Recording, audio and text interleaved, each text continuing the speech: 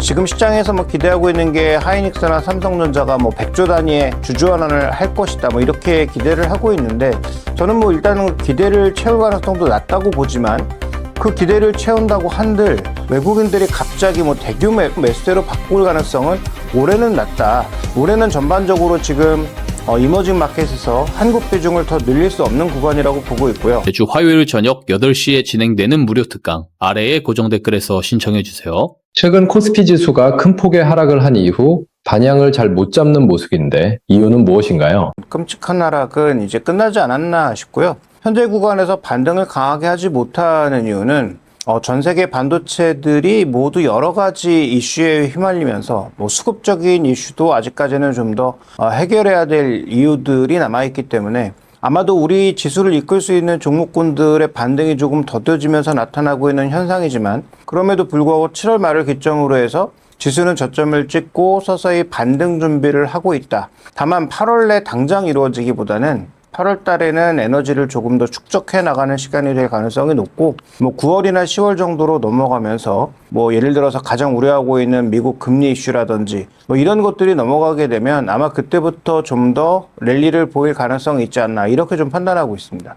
코스피 변동성 지수가 내려오는 상황인데 저점은 작았다고 보시나요? 네, 이 변동성 지수의 근거가 뭘까요? 미국이나 우리나라나 이 변동성 지수의 근거는 결국 옵션 변동성입니다. 옵션 변동성이 줄어들었다라고 하는 것은 결국 시장의 변동성에 베팅했던 사람들이 하나둘 변동성을 포기했다는 얘기죠. 그래서 이 변동성 지수가 그동안 높았다라고 하는 건 과잉 베팅이 있었다라는 얘기고요. 그러니까 그게 수급이 너무 과했다는 얘기고, 그런 과했던 부분이 빠지면서 오히려 다른 종목으로 지금 에너지가 분산되고 있는 중이기 때문에 저는 이것은 뭐 긍정적인 흐름으로 받아들이고 있습니다. 다만 변동성이 완벽히 끝났다, 이제부터는 무조건 뭐 1월 달 혹은 뭐 4월 달에 나타났던 급등작의 시작이다, 이렇게 볼 수는 없고요. 아마도 올해 내 그런 장이 다시 나올 가능성도 확률이 매우 낮아졌다, 이렇게 좀 봐야 될 것 같습니다. 그동안 지수가 많이 빠졌음에도 불구하고 외국인 투자자들의 매수세가 강하게 들어오지 못하는 이유는 무엇이라고 보시나요? 네, 외국인들은 근본적으로 지금 여전히 우리 시장에 과잉 베팅한 상황입니다. 그러니까 우리 시장 예를 들어 선진국 지수로 갔다든지, 아니면 외국인들이 정말 과잉 베팅할 정도로 우리 시장의 자본시장 구조가 바뀌었다면 추가 매수가 들어왔겠죠. 그런데 지금 우리 시장은 전혀 바뀐 게 없고 상법 한 두 가지 정도 바꾸고 나서 별로 바뀐 게 없죠. 그러니까 외국인들 입장에선 이미 풀캐파로 이머징 마켓에 한국 비중이 꽉 차 있는데 더 살만한 이유는 별로 없다라고 보여집니다. 그러니까 뭐 시장 변화에 따라서 잠시 들어왔다 나갔다를 반복하고 있는 측면이 있고요. 지금 시장에서 뭐 기대하고 있는 게 하이닉스나 삼성전자가 뭐 100조 단위의 주주환원을 할 것이다 뭐 이렇게 기대를 하고 있는데, 저는 뭐 일단은 기대를 채울 가능성도 낮다고 보지만, 그 기대를 채운다고 한들 외국인들이 갑자기 뭐 대규모 매수세로 바꿀 가능성은 올해는 낮다. 올해는 전반적으로 지금 이머징 마켓에서 한국 비중을 더 늘릴 수 없는 구간이라고 보고 있고요. 결국 이 지수가 변동될 수 있을 만한 특별한 요인이 존재하던지, 아니면 지금 외국인들이 더 살만한 그런 긍정적 요인을 우리 시장 내부적으로 뭔가 만들어줘야 외국인들이 더 들어올 거라고 보고 있어서 아마 연말까지 외국인들은 계속 샀다 팔았다를 반복하지 않나, 이렇게 보고 있습니다. 현재 코스피보다 코스닥이 훨씬 강한 모습을 보이고 있는데요. 수급 트렌드가 바뀌었다고 보시나요? 네, 외국인도 지금 특별한 매수 주체를 찾게 나왔습니다. 다만 코스닥 시장은 오른 것도 별로 없이 유가증권 시장이 급등하던 5월달부터 하락하기 시작해서 실제로 하락했던 6월달, 7월달에는 더 많이 하락한 상황이었죠. 그러니까 지금 펀더멘탈 대비 더 많이 빠진 부분이 있는 것도 마찬가지입니다. 마지막까지 버텼던 소부장이 없었다면 아마 코스닥 지수는 더 밑에 있을지도 모르죠. 그러니까 지금 현재 구간에서는 그 레버리지, 단일 종목 레버리지로 집중됐던 수급이 거래대금의 10분의 1 토막이 나면서 에너지 분산 과정에서 그동안 가장 수급이 많이 빠졌고 전체적으로 흔들렸던 코스닥 쪽으로 자금이 들어가고 있는 정도의 흐름이라고 봐야지, 코스닥 시장이 지금 뭐 특별나서 코스피 시장보다 더 올라가는 것은 아니다, 상대적인 낙폭 과대를 지금 만회해 나가는 과정이다, 이렇게 이해하시는 게 좀 더 합리적일 것 같습니다.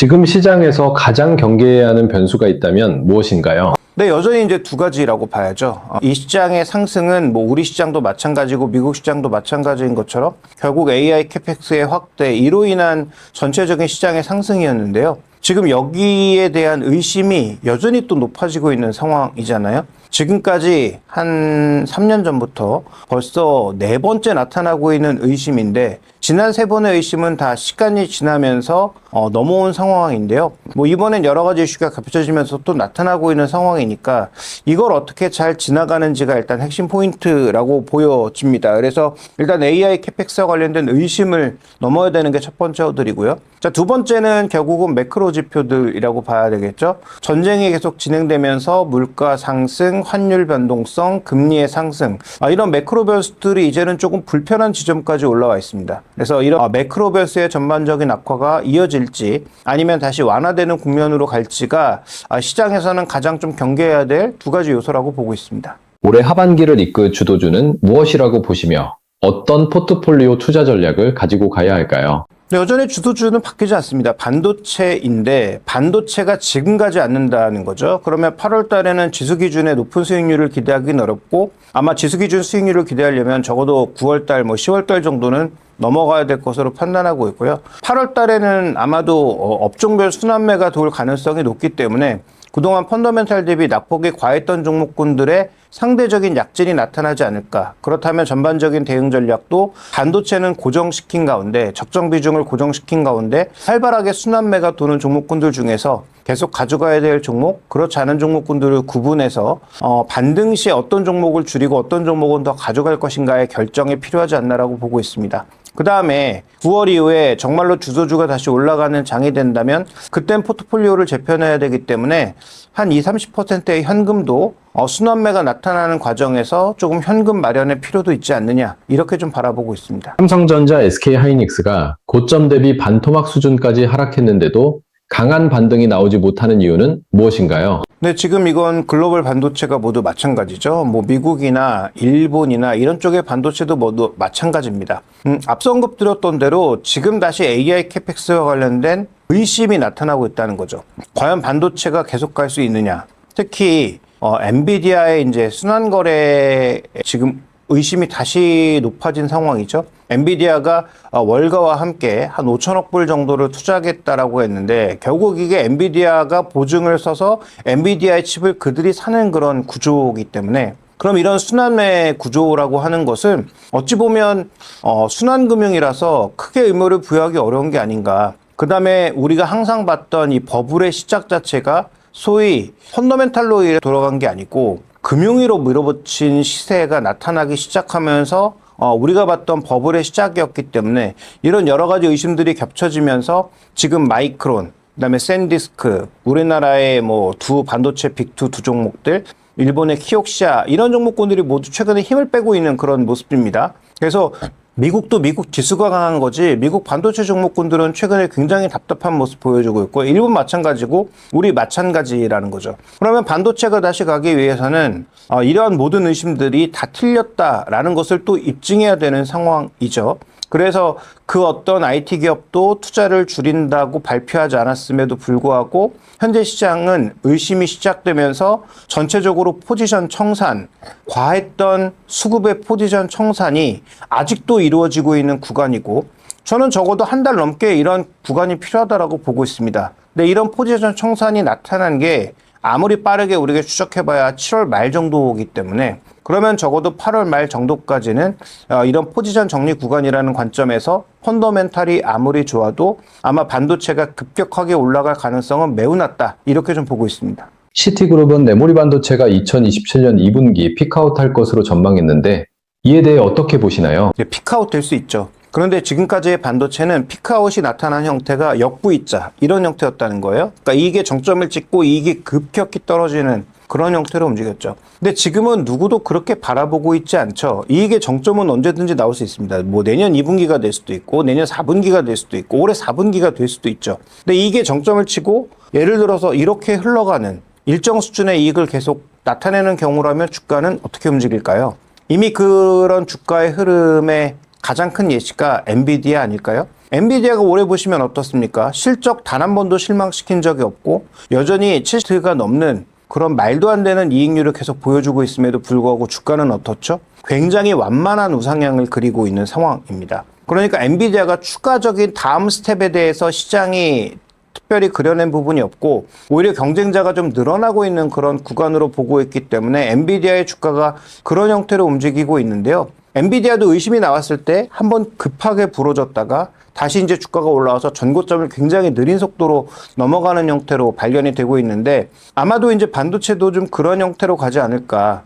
CT의 말대로 정말 내년 2분기가 정점이고 그때부터 이익이 조금씩은 둔화되는 형태로 간다면 계속 올라가는 주가란 없으니까 그러면 아마도 내년 정도의 정점을 찍고 주가는 좀 옆으로 굉장히 답답한 형태로 박스 형태로 움직이는 그런 모습이 될 가능성은 있겠죠. 그래서 이 CT의 2분기 정점의 핵심은 그때가 이익이 정점이고 가파르게 떨어진다면 과거의 그 사례를 반복하는 게 되겠지만 이번에는 그럴 가능성이 매우 낮다. LTA로 그러니까 장기 계약으로 이미 계약을 확보해 놓고 계약을 지키지 않았을 때 페널티까지 다 부여하고 있는 상황이니까 과거처럼 이익이 정점을 찍고 역부이자로 떨어질 가능성이 매우 낮다면 우리가 반도체 종목이 급락할 가능성에 대한 우려는 조금 내려놓는 게 낫지 않을까라고 보고 있고요. 그 다음에 이제 주가의 속성상 뭐 1년에서 반년 정도 미리 선반영하는 측면이 있다고 본다고 하더라도 아마도 지금의 반도체 주가는 최근에 급락해서 한 번 정도는 오른쪽 어깨를 만들기 위한 반등이 나타날 가능성이 높다라고 봐야 되기 때문에 적어도 2분기 정점과 이익 하락이 맞다고 치더라도 매도의 시점이 지금은 아니다. 이렇게 좀 봐야 할 것 같습니다. SK 하이닉스가 마이크론 삼성전자보다 상대적으로 약한 흐름을 보이는 가장 큰 이유는 무엇인가요? 네, 일단 최근에 하이닉스에 나타나고 있는 가장 큰 이슈는 뭐 삼성전자도 마찬가지이기는 한데 약속한 주주환원에 대해서 전혀 이제 시장이 긍정적 해답을 던져주지 않고 계속 대답을 뒤로 미루고 있는 상황이죠. 그래서 달 안에 발표하겠다 이렇게 또 밀어놓은 상황인데 삼성전자는 약간 다른 것이 그러니까 마이크론은 일단 우리와 시장이 다르다는 측면에서 하나의 좀 차이점이 있고 그 다음에 삼성전자와 하이닉스의 차이점은 삼성전자는 지금 셀폰도 터지고 비메모리도 터지고 있는 국면이어서 메모리가 약간 위축된다고 하더라도 다른 측면에 긍정적 모멘텀이 있는 반면 하이닉스는 이게 끝이라고 봐야죠. 근데 최근에 악재는 홀로오지 않는다고 여러 가지 악재의 재료가 더해지는 모습인데 첫 번째로 나왔던 건 뭐 사실은 아닌 것으로 보입니다만 엔비디아에게 조금은 낮은 가격에 공급하고 있다는 얘기가 한번 돌았고요. 두 번째로는 언급드렸던 것처럼 이 정도의 폭발적인 이익인데 주주환원이 전혀 없다는 실망감 뭐 이런 부분들이 작용하고 있다는 얘기가 나오고 있고요. 그 다음에 지금 아까 언급드렸던 것처럼 HBM 쪽에서의 이익을 제외하면 다른 쪽의 신규 모멘텀이 뭐 강해질 수 있는 게 별로 없죠. 그러니까 그런 차원에서 아마 하이닉스가 다른 두 경쟁사에 비해서는 상대적인 탄력이 조금 위축되고 있는 것이 아닌가 이렇게 좀 봐야 될 것 같습니다. SK 하이닉스가 이달 대규모 주주 환원책을 발표할 가능성이 거론되고 있는데 주가 상승의 트리거가 될 수 있을까요? 근데 정말 그 정도 발표를 한다면 당연히 뭐 상승 트리거가 될 수 있죠. 근데 최근에 뭐 아시는 것처럼 3대 메가 프로젝트라든지 그 다음에 뭐 미국 쪽의 추가 투자라든지 그 다음에 여러 가지 지금 하이닉스가 해야 될 추가 캐펙스를 한번 고려해 보면 100조를 한다고 하더라도 올해 내에 공급될 가능성은 거의 없다고 봐야 되겠죠. 그러니까 장기 계획 하에서 어느 정도의 주식 소각이라든지 뭐 이런 것들을 이어간다는 것이지 뭐 시장이 기대하는 만큼 뭐 삼성전자 200조, 하이닉스 100조가 올해 내로 집행될 가능성은 저는 뭐 거의 없다라고 봅니다. 그러니까 이게 절반을 그러면 뭐 배당하거나 소각한다는 것인데 그 어떤 기업도 그렇게 하는 경우는 없죠. 만약에 소각이나 주주환원을 한다고 하더라도 이게 계속 지켜질 수 있겠습니까? 아까 CT가 예를 들어서 내년 2분기가 고점이라고 한다면 내년부터 이익이 줄어든다는 것인데 그러면 올해 주주환원은 딱 한 번으로 또 끝나는 거잖아요. 그러니까 예전 대비해서 아마 주주환원을 높여가는 건 맞지만 장기적인 계획하에서 어느 정도의 배당과 주식 소각의 계획을 명확하게 밝혀주는 게 중요한 것이지 제가 보기엔 삼성전자 200조, 그 다음에 뭐 하이닉스 100조는 조금 너무 우리가 낮게 부르고 있는 것은 아닌가. 오히려 너무 높게 불렀다가 실제로 그 정도 나오지 않을 경우에 실망 매물이 나올 가능성이 높다는 걱정도 됩니다. 그래서 이건 장기적인 계획 하에서 지금 벌어들이는 돈을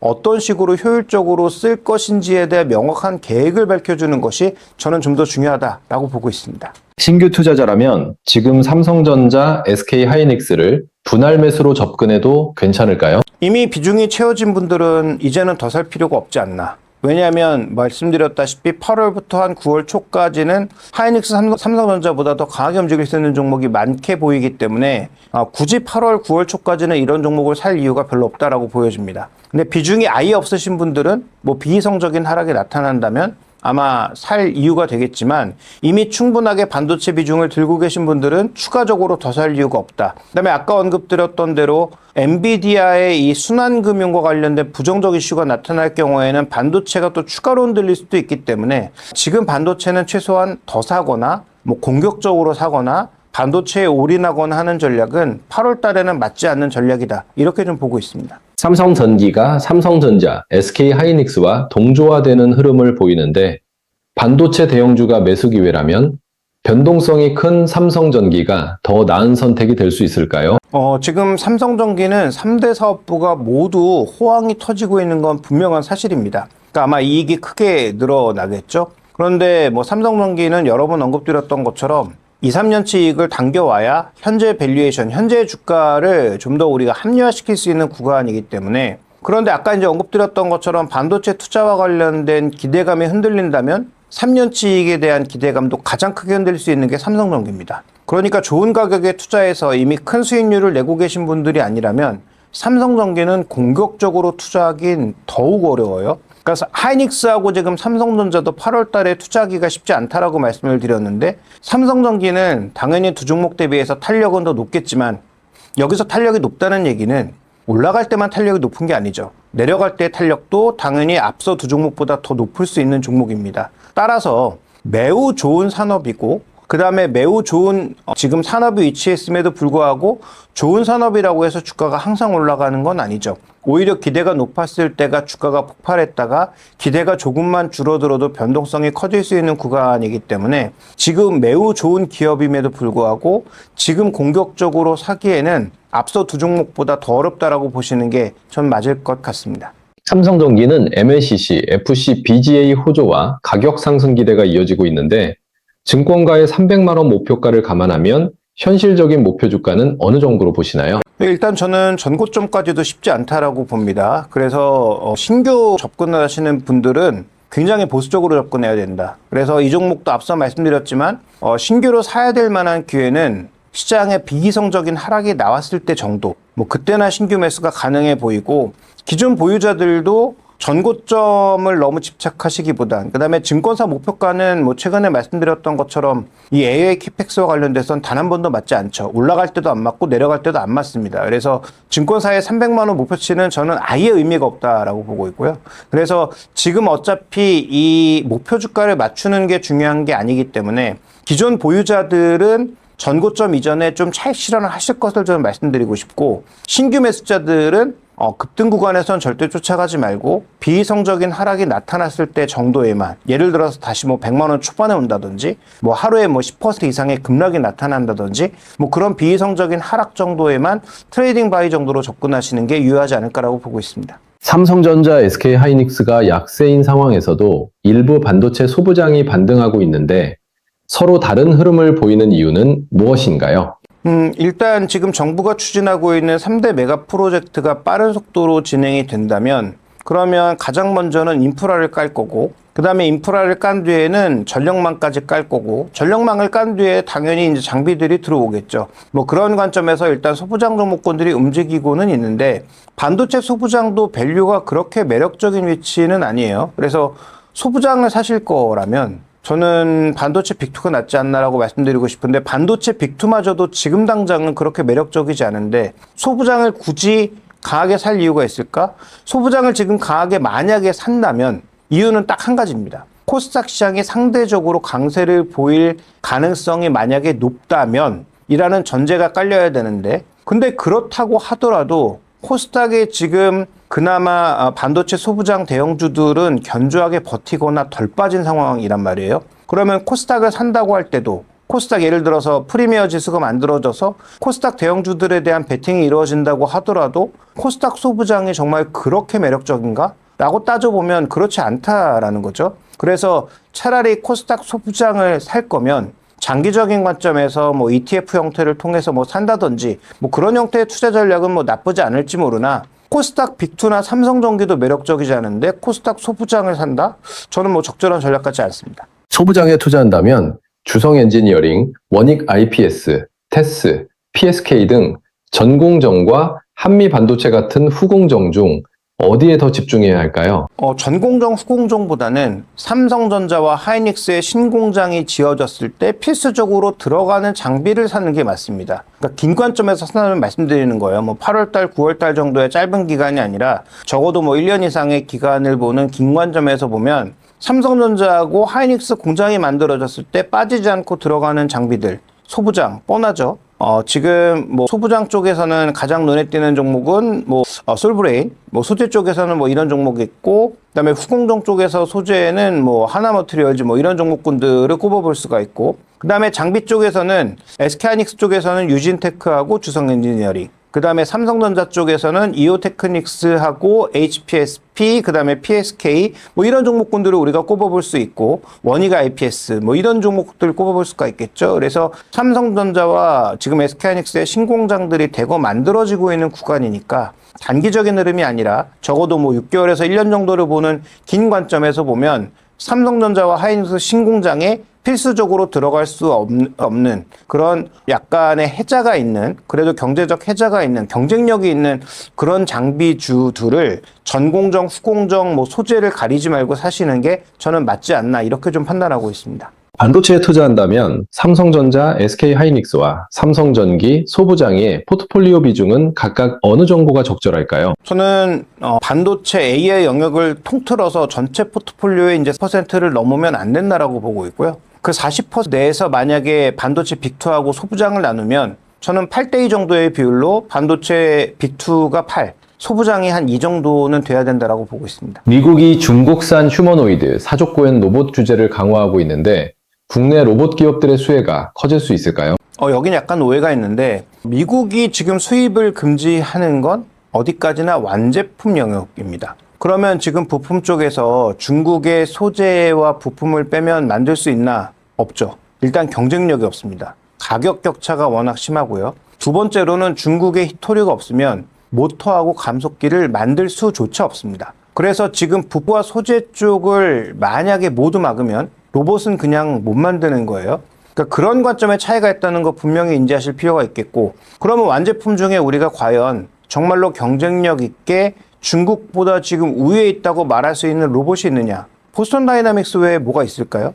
아직까지는 저는 발견하지 못한 것 같습니다. 뭐 그런 관점에서 봤을 때 지금 우리나라 주요 부품 기업들, 저는 원오브댐이다. 여러 기업들 중에 하나일 뿐 그렇게까지 미국이 중국을 밀어낸다고 해서 국내 부주들에게 수혜가 돌아올 만한 건 별로 없다고 냉정하게 말씀드리고 싶고, 다만 최근 들어서 조금 이 종목군들이 계속 강세를 보이고 있는 건 어쨌든 부품단에서도 과거 대비해서 조금씩 매출이 나는 뭐 SPG 같은 기업들이 있고, 그다음에 또 하나의 포인트는 이제 어제 나왔던 뉴스인데 정부 쪽에서 로봇 시장의 육성을 위해서 사주겠다. 뭐 이런 얘기가 나오고 있잖아요. 사족보행이라든지 일부 로봇을 사주겠다는 정도의 뉴스가 나오니까 아마도 뉴스 모멘텀 정도의 움직인 것이다라고 봐야 될 것 같습니다. 미국의 중국산 규제와 정부의 AI 로봇 보급 확대가 맞물리고 있는데 지금 가장 주목해야 할 로봇주는 무엇인가요? 근데 현대차라고 볼 수밖에 없죠. 1000대? 예를 들어서 한 대에 뭐 3천만 원 정도라고 합시다. 그러면 1000대면 얼마일까요? 30억이거든요. 그렇게 크게 뭐 300억 정도, 뭐 300억 정도의 수준이라면 그렇게 의미 있는 매출이 아니죠. 그래서 뭐 중소기업에게는 의미 있는 매출이 될 수도 있겠습니다만 이게 정말로 뭐 시장 육성에 도움이 되느냐? 그렇지 않다라고 보고 있고요. 현대차가 지금 미국 공장에 3만 대를 밀어넣겠다고 했는데 그거에 대한 영향도 제한적인데 정부가 뭐 1000대 정도로 사주는 것 자체가 뭐 시장을 초반에 불을 붙이는 데는 도움이 될 수도 있을지 모르나 결국 로봇 플랫폼을 우리 스스로 만들지 못한다면 이것도 큰 의미를 부여하기는 어렵다. 그래서 앞서 말씀드렸던 대로 시장의 종목군들에게 하나의 트레이딩 재료 혹은 뭐 모멘텀 재료 정도가 될 뿐 이것이 우리의 경쟁력을 아주 높이는 큰 재료가 되거나 아니면 종목군들을 구분할 수 있는 하나의 어떤 그 잣대가 되기에는 저는 매우 어렵다라고 보고 있습니다. 삼성향 레인보우 로보틱스와 LG향 로보티즈를 함께 포트폴리오에 담는 전략은 어떻게 보시나요? 네, 일단 두 종목 다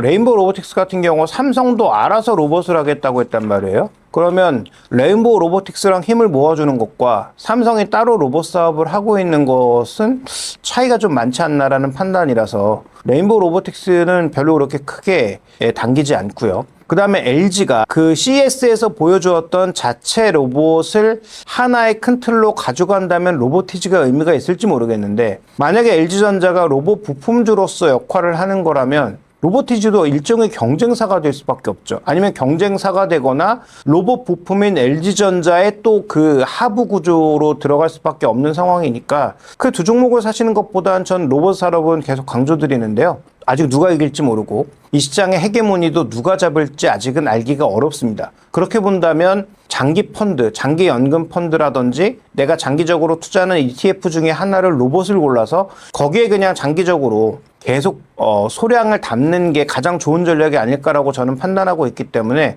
이런 개별 종목을 로봇 시장의 하나의 총화로 보고 대표 종목으로서 투자하는 것 현재 실적도 없죠. 밸류도 너무 비싸죠. 너무 위험한 전략이다. 또 지금처럼 시장의 변동성이 커질 수도 있는 구간에서 이런 종목군들을 적극적으로 트레이딩이 아니라 투자 관점에서 산다.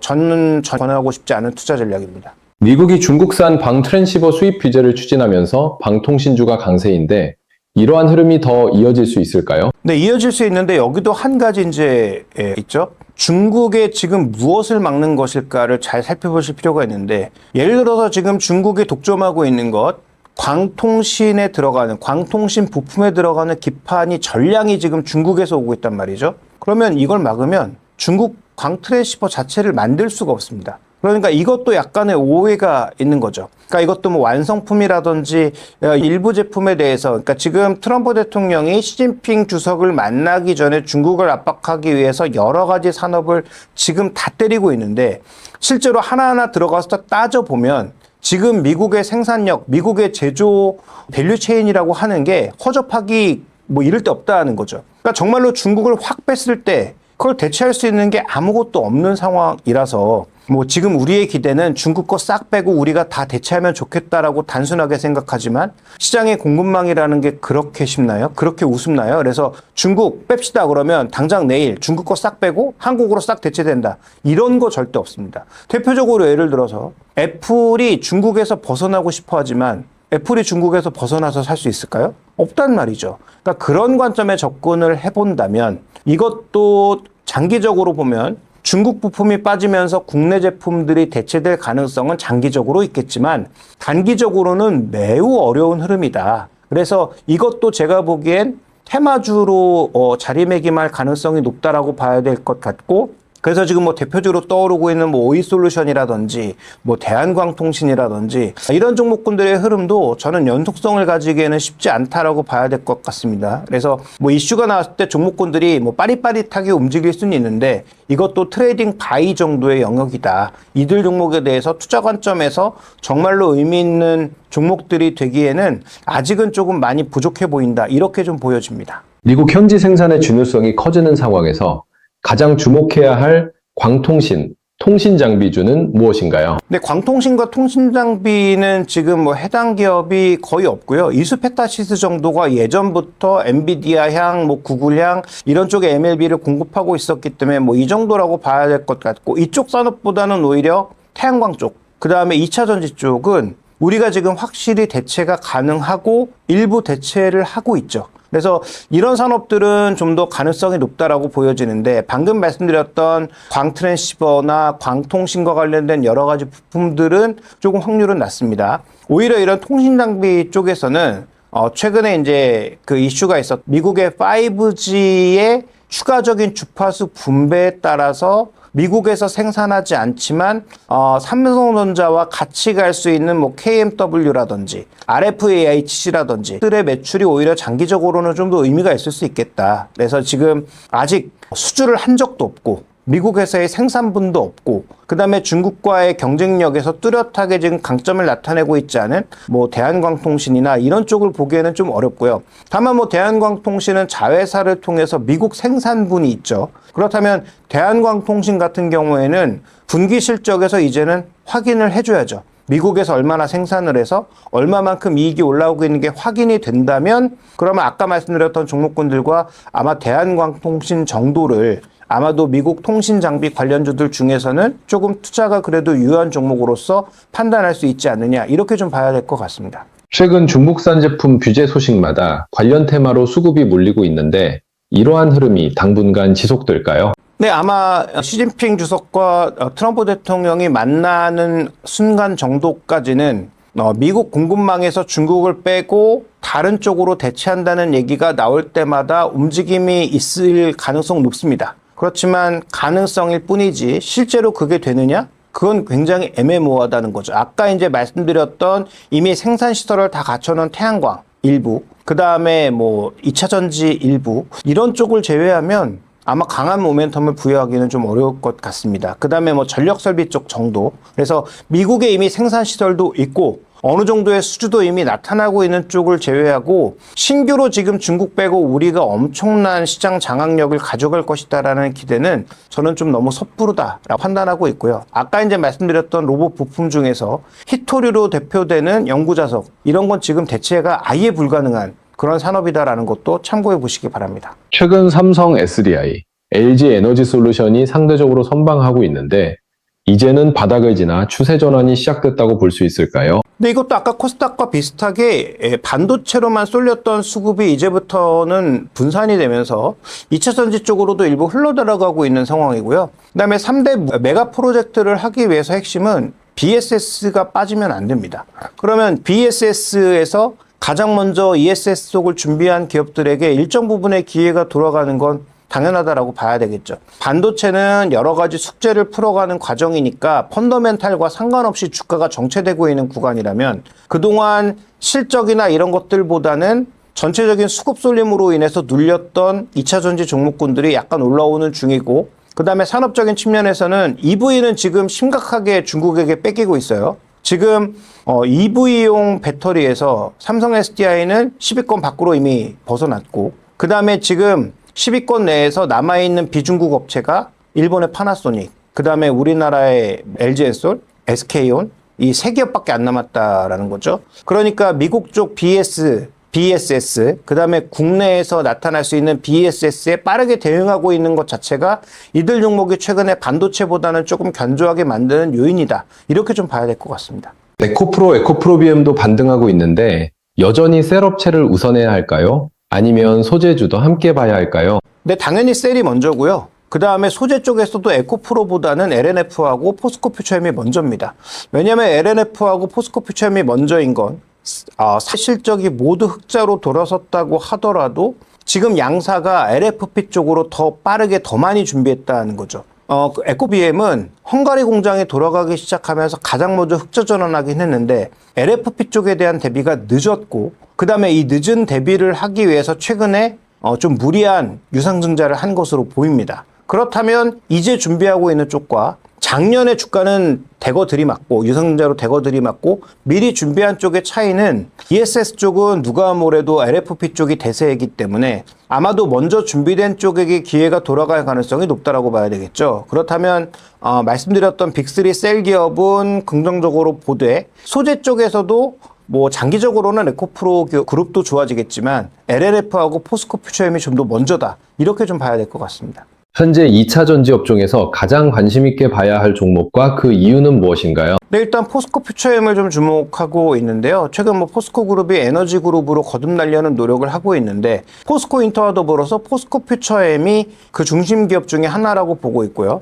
지금 아까 언급드렸던 대로 국내 회사와 LFP 계약을 2조 7천억짜리 계약을 6년짜리 계약을 이미 맺어놓은 상황이고 그 다음에 이미 생산하던 NCM에서 일부를 LFP로 바꿔서 내년 1분기부터 생산이 시작될 걸로 보이고요. 그 다음에 포스코 퓨처엠의 특징은 양극재, 음극재를 다 하는 거 아니겠습니까? 지금 뭐 콩고를 중심으로 해서 지금 흑연, 그 천연 흑연을 확보를 해서 음극재를 지금 생산해 내려는 노력을 하고 있는데, 이 음극재 시장은 아시는 것처럼 중국에 독점하고 있는 시장이에요. 과점도 아닙니다. 그냥 독점하고 있는 시장입니다. 이런 독점하고 있는 시장에 만약에 포스코 퓨처엠이 뛰어든다라고 하면, 그러면 소재 쪽에서는 포스코 퓨처엠의 매력이 좀 부각될 수 있죠. 그 다음에 셀 기업 쪽에서는 뭐 여전히 삼성 SDI를 탑픽으로 보지만 최근에 빠르게 이제 흑자 전환하면서 약간의 움직임이 있는 SK이노베이션이 있겠다. 다만 SK이노베이션은 아시는 것처럼 유가라든지 정유주의 성격도 같이 녹아 있어서 순수 이제 종목으로 보기엔 좀 어려워서, 순수 2차 전지라고만 보기엔 어려워서 아무래도 탑픽은 여전히 삼성 SDI가 될 수밖에 없다. 이렇게 좀 봐야 될 것 같습니다. 최근 알테오젠을 비롯해 바이오 면역항암제 관련주가 강세를 보이는 가장 큰 이유는 무엇인가요? 네, 일단 지금 뉴스들이 나오고 있죠. 그 다음에 알테오젠은 실적을 봤더니 실적도 꽤 괜찮았죠. 그래서 이제 긍정적 평가가 나오고 있는 상황. 그 다음에 지금 코스닥의 제약바이오의 특징은 뭐냐면, 지금 10월, 11월 달에 여러 가지 학회들이 또 줄이어 나오면서 현재 임상 이상을 넘어가고 있는 여러 가지 약품들의 추가적인 애로, 그 다음에 추가적인 성공 소식이 나올 가능성은 굉장히 높아졌습니다. 근데 뭐 아시다시피 주가는 고점 대비해서 다 반토막 이상 나 있는 상황이니까 그런 기대감이 시장의 에너지가 분산되는 과정에서 유입되고 있다라고 봐야 될 것 같고요. 뭐 예전에도 한번 언급드린 적이 있습니다만, 예전에 뭐 제약바이오 하면 정말 저 밑에 있는 종목군들까지 찾아서 뭐 학회만 있으면 뭔가 결과물 나오지 않을까라는 기대감에 빠르게 움직였는데, 이제 그럴 가능성은 좀 낮죠. 최근에 이제 시장의 흐름 보시면 가장 견조하게 7월 달부터 바닥에서 올라왔던 종목이 누구냐? 삼성바이오로직스, 셀트리온, 유한양행, 한미약품, 이런 종목군들입니다. 이런 종목군들이 먼저 움직이고, 뒤이어서 최근에 이제 알테오젠, 리가켄바이오, ABL바이오, 이런 종목군들이 이어지고 있는 상황이라고 봐야죠. 그러면 제약바이오에 안정적으로 투자하고 싶으신 분들은 저는 여전히 코스닥바이오보다는 삼성바이오로직스, 셀트리온 쪽에 좀 더 무게를 두시는 게 낫다라고 보고 있습니다. 이쪽은 안정적인 실적이 나오면서 추가 모멘텀까지 기대할 수 있는 부분이라면, 좀 공격적으로 나는 손실을 추가적으로 봐도 되니까 좀 높은 수익률을 추구한다라고 하시면, 저 밑에 있는 보이지도 않는 코스닥 제약주 이런 거 사지 마시고 최소한 알테오젠이나 리가켄바이오나 뭐 ABL바이오나 글로벌 빅파마와 함께 계속 추가 계약을 수주할 수 있을 정도의 능력이 있는 종목군들 정도로 한정해서 보시는 게 저는 좀 맞지 않나라고 보고 있습니다. 그래서 말씀드리지만 안정적인 투자를 원하시는 분들과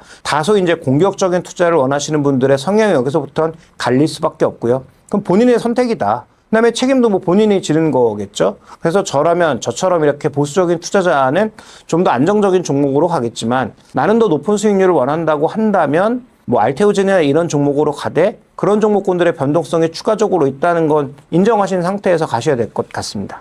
하반기에도 바이오 업종의 강세가 이어질 수 있을까요? 가장 주의해야 할 변수는 무엇인가요? 네, 가장 이제 주목할 포인트는 말씀드렸던 대로 추가적인 애로 가능성, 그 다음에 신약의 임상 결과 발표가 줄줄이 대기하고 있습니다. 그래서 뭐 10월달 대거 기대하고 있는 학회나 여기에서 무언가 나오면 지금 시장의 분위기는 상반기처럼 반도체하고 AI만 가는 장세는 분명히 아니기 때문에 저는 뭐 제약바이오 쪽에도 기대는 분명히 있다. 그래서 제가 뭐 개별 종목까지 다 알진 못하니까 각 개별 종목이 월별로 있는 학회마다 어떤 스케줄들을 대기하고 있는지를 다 확인해 보실 필요가 있겠죠. 그래서 내가 보유하고 있는 종목이 예를 들어서 10월에 어떤 학회에 준비된 그 애로나 아니면 임상 결과물이 있다라고 하면 한번 기대를 해보셔도 좋을 것 같고요. 그 다음에 이제 가장 큰 경기 요인은 제약바이오는 결국 금리입니다. 근데 최근에 이제 미국에서 굉장히 재밌는 현상은 미국도 금리가 계속 가파르게 올라가고 있는데 미국의 제약바이오도 신고가예요. 다만 어떤 종목이 신고가를 내고 있느냐?